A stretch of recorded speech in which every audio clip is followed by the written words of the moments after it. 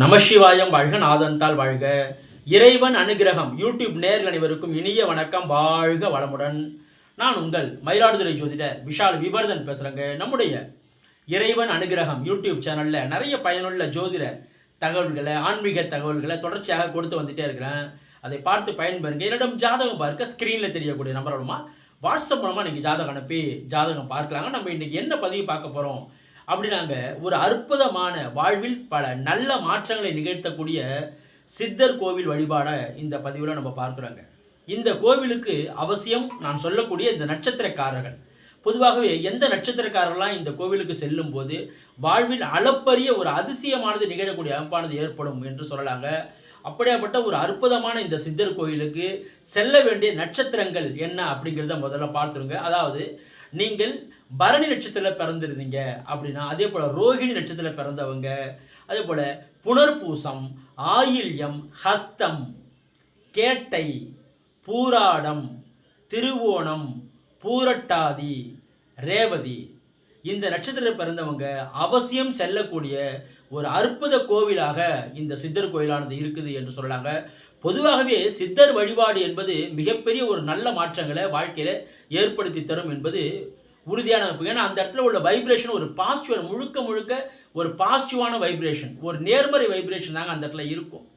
அப்போ அந்த இடத்துக்கு நீங்கள் செல்லும்போது, அதாவது இந்த நட்சத்திரக்காரர்கள் அவசியம் அந்த கோயிலுக்கு செல்லும்போது உங்களுடைய வாழ்க்கையில் இருக்கக்கூடிய அனைத்து விதமான துன்பங்களிலிருந்து விடுபடக்கூடிய அமைப்பானது ஏற்படும். ஒரு நல்ல சொல்யூஷனை தேடிட்டு இருக்கீங்க, ஒரு தீர்வு கிடைக்காதா, இந்த கடன் ரீதியான விஷயங்களில் ஒரு தீர்வு கிடைக்காதா, ஒரு வாழ்க்கையில் ஒரு நல்ல மாற்றங்கள் ஏற்படாதா என்று சொல்லக்கூடியவங்க நிச்சயமாக இந்த கோயிலுக்கு அவசியம் போகணும். அதுலேயும் நான் சொல்லக்கூடிய இந்த நட்சத்திரத்தில் பிறந்தவங்க அவசியம் செல்ல வேண்டிய வழிபாடாக சித்தர் இந்த கோவிலானது இருக்குது என்று சொல்லாங்க. அந்த கோவிலானது எந்த கோயில் அப்படின்னு பார்க்கும்போதுங்க, பொறையார் ஸ்ரீ பாப்பையா சுவாமிகள் சித்தர் பீடம்ங்க.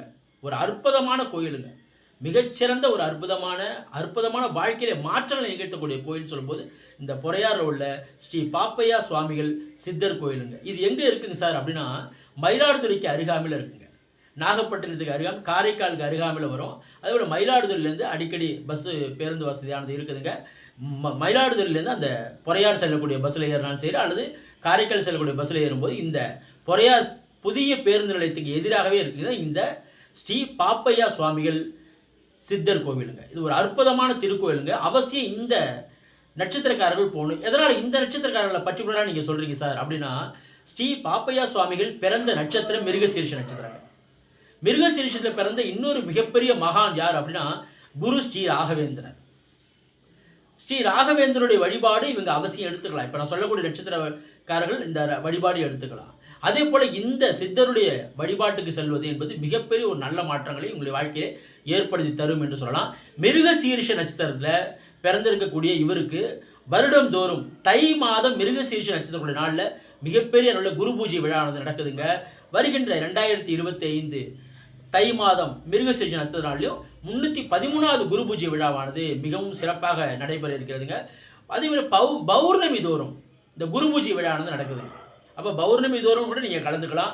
அதே போல் வருடந்தோறும் நடக்கக்கூடிய இந்த மிகப்பெரிய அளவில் நடக்கக்கூடிய இந்த குரு பூஜை விழாவில் அவசியம் நீங்கள் கலந்துங்க. அதுவும் மிக முக்கியமாக இந்த நட்சத்திரக்காரர்கள். எதனால் இந்த நட்சத்திரக்காரர்கள்னு சொல்கிறேன் அப்படின்னா, நீங்கள் பார்த்தீங்கன்னா ஒவ்வொரு நட்சத்திரத்துக்கும் 2, 4, 6, 8, 11, 13, 15, அதே போல் 20, 24, 26 இந்த நட்சத்திரங்கள் எல்லாமே சாதகமான அமைப்பில் வரும், அனுகூலமான அமைப்பில் வரும். அப்போ இந்த நட்சத்திரக்காரர்கள் செல்லும்போது முழு பலனை அடையக்கூடிய அமைப்பானது ஏற்படும்.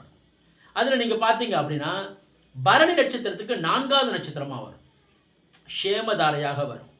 அதே போல் இந்த ரோஹிணியில் பிறந்தவங்களுக்கு 2வது நட்சத்திரம் சம்பத்து தாரையாக வரும். அதே போல் இந்த புனர்பூசத்தில் பிறந்தவங்களுக்கு 26வது நட்சத்திரம் மைத்திர தாரையாக வரும்.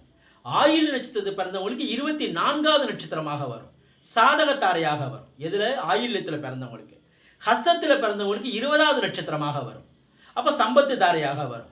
அதே மாதிரி கேட்டையில் பிறந்தவங்களுக்கு 15வது நட்சத்திரம் சாதக தாரையாக வரும். அதே மாதிரி பூராடத்தில் பிறந்தவங்களுக்கு 13வது நட்சத்திரமாக வரும், பதவி உயர்வு, பட்டம் பதவி உயர்வு தரக்கூடிய நட்சத்திரமாக இந்த பூராட நட்சத்திரக்காரர்களுக்கு இந்த மிருகசீரிஷ நட்சத்திரமானது வரும் என்று சொல்லலாம். திருவோணத்திற்கு 11வது நட்சத்திரம் சம்பத்து தாரை இந்த நட்சத்திரமாக வரும். பூரட்டாதியில் பிறந்தவங்களுக்கு 8வது நட்சத்திரம் மைத்திர தாரையாக வரும். மைத்திரத்தாரை நட்பு நட்சத்திரமாக வரும். அதே போல் நீங்கள் பார்த்தீங்க அப்படின்னா இந்த ரேவதியில் பிறந்தவங்களுக்கு 6வது நட்சத்திரம் சாதகத்தாரையாக வரும். இந்த நட்சத்திரக்காரர்கள் அவசியம் செல்ல வேண்டிய ஒரு அற்புத திருக்கோயில் அப்படின்னா இந்த சித்தர் கோயிலுங்க. ஸ்ரீ பாப்பையா சுவாமிகள் சித்தர் கோயிலுக்கு சென்று வாருங்கள். மிகப்பெரிய ஒரு நல்ல மாற்றங்கள், எதிர்பாராத ஒரு நல்ல மாற்றங்களை உங்கள் வாழ்க்கையில் நிச்சயமாக நீங்கள் பெற முடியும் என்று நம்ம உறுதியாக சொல்லலாங்க. நன்றி, வணக்கம். வாழ்க வளமுடன், வாழ்க வையகம், வாழ்க பிரபஞ்சம்.